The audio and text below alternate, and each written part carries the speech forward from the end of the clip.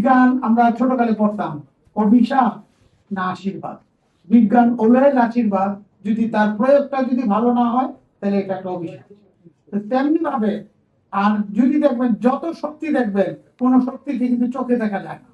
সর্বশক্তিমান হলো আল্লাহ, আল্লাহ নিরাকার, আল্লাহকে দেখা যায় না।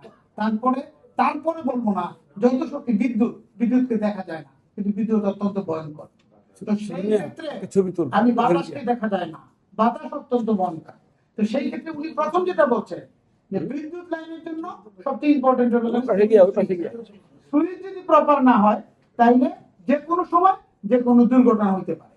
তো আমাদের গভর্নমেন্টের কাছে আমাদের অনুরোধ হলো যে এই সেফটি সুইচটা যেন প্রপারলি অডিটেড হয় এবং প্রপার জিনিসটা হয়, নকল জিনিস যেন না আসে।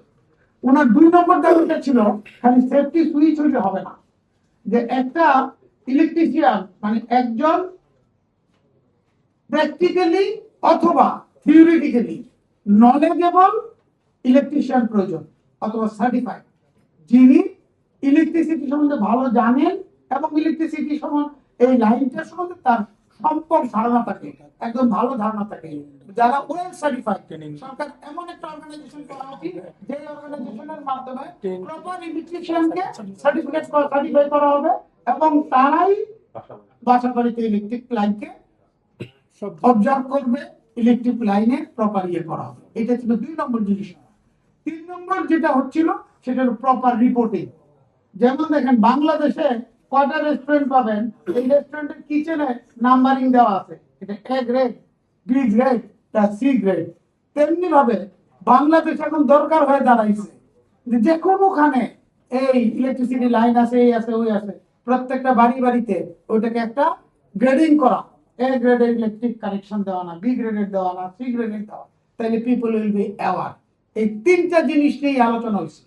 তার সাথে সাথে উনি বলে ফেলছিল যে পানি মানে ইউটিলিটি প্রত্যেকটা জিনিস এরকম করা উচিত। যদিও বিএমডিসির আমাদের নীতিমালা, বিল্ডিং নীতিমালা আছে, আর ওনাকে আমি বলবো যে বিল্ডিং নীতিমালার সাথে এই নীতিমালাগুলি কি অ্যাডাপ্টেড কিনা এবং এই নীতিমালাগুলি কোনো ব্যর্থ আছে কিনা এটা দেখা দরকার। এবং আমি ওনাকে অনুরোধ করব যে আমাদের বিদ্যুৎ মন্ত্রী যিনি আছেন অনেক সিনিয়র, বিদ্যুৎ প্রতিমন্ত্রী যিনি আছেন উনি ইয়াং জেনারেশন, ইয়াং বলা যায় না, যেমন বাইরে মধ্যে ছিল আমাদের প্রধানমন্ত্রী ইয়াং,